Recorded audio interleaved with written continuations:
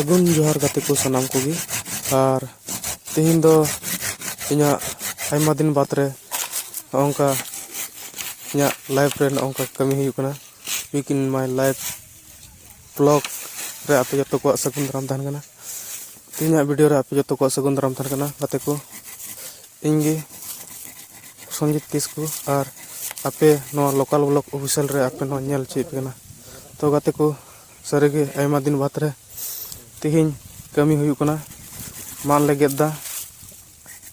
अड़ी तगड़ाते मान ले गेदा तो आपे पे नेल दाड़े कना नेल तबन पे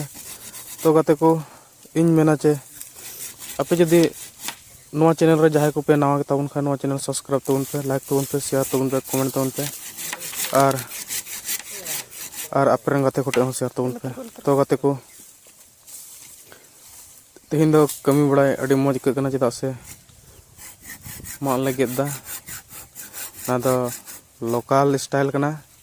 तो गाते को आपे पे नेल दाड़े कना उनी दो इनके गट्टी थाय कना गेट गेट ते लांगाना आदन तो दो हा इन बाबा गेदा एहबना उनी गे आर होयना कते नेक्स्ट इन मेनanya तो गाते को आपे पे नेल दाड़े कना तिहिन दो अड़ी मौज कमी हुई कना तो गाते को अड़ी आयमा दिन बाद रे नोंकाना कमी कमी दा आयमा दिन खय बइन कमी बड़ा गातना तो तिहिन दो अड़ी मजा निकौदा आर गाते को आपे चेद लेका आपे हो नोंका आपे कमी बड़ाई गया से चेद लेका आपे तो जस्ती के पे कमी से तो गाते को आपे नवा चैनल जहां लका के सब्सक्राइब तबन पे लाइक तबन पे शेयर तबन पे और नोंका के और हो जेमन इन वीडियो नेल चो दाड़ेबुन ना लोकल ब्लॉग ऑफिशियल रे आपे जत्तो को तहन तबन पे गड़ो मतन पे सपोर्ट मतन पे और ओंकाते आपे लगी मौज मौज वीडियो जेमन आगु सेटर दाड़े तो गाते को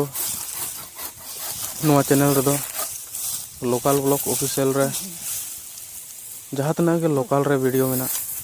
जतो नेल चुपिया तो गाते को तबे अड़ी बढ़ती बइन लय बुना निया को कथा मेन गाते गे